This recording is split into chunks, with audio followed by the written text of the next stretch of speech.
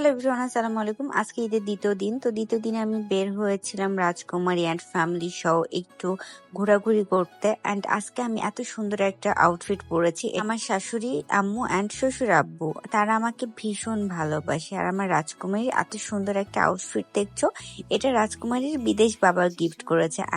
আমার ভাসুর। আর রাজকুমারী আমার ভাসুরকে বিদেশ বাবা বলে ডাকে। আর আমাকেও খুব সুন্দর একটা থ্রি পিস গিফট করেছে ভাইয়া। শুধু আমাকেই না, আমার ছোট বোনকেও খুব সুন্দর একটা থ্রি পিস গিফট করেছে। আর ঈদটা একদমই কাছাকাছি থাকার কারণে আমি থ্রি পিসটা টেলারে দিতে পারিনি। আমি ঢাকায় ব্যাক আসতে আসতে টেলারের অর্ডার না একদমই বন্ধ হয়ে গেছিল। আর আজকে আমাকে কেমন লাগছে বলবো তো সবাই কমেন্ট করে। আর হোয়াইট কালার ব্ল্যাক কালার আমার অনেক বেশি ফেভারিট। আমার শাশুড়ি আম্মু আমাকে ভীষণ ভালোবাসে এবং তার পছন্দ অনেক বেশি ভালো। আগে তো সে আমার জন্য প্রতি ঈদের ড্রেস কিনতো তার পছন্দ মতন, অ্যান্ড আমাকে চুপি চুপি গিফট করতো। আর এখন যেহেতু আমার শাশুড়ি আম্মু খুবই অসুস্থ, সে মার্কেট একদমই যেতে পারে না, তাই আমাকে টাকা দিয়ে দিয়েছিল অ্যান্ড বলেছিল যে এই টাকা দিয়ে তুমি খুব সুন্দর একটা ড্রেস কিনবা। রাজশাহী রেনি পার্ক শপিং মল থেকে আমি এই আউটফিটটা কিনি, দেন ঢাকায় চলে আসি।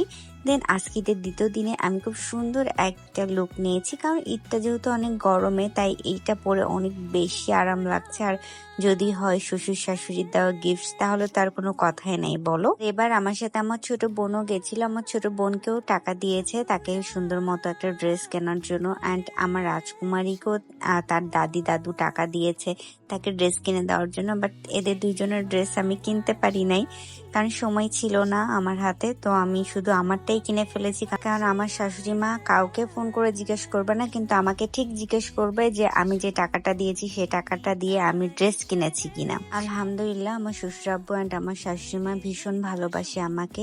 আর তাদের জন্য সবাই অনেক বেশি দোয়াও করবে, তারা যেন সারা জীবন আমাদের মাথার উপর ছায়া হয়ে থাকতে পারে। আর আল্লাহ যেন তাদের সুস্থ রাখে অ্যান্ড ভালো রাখে।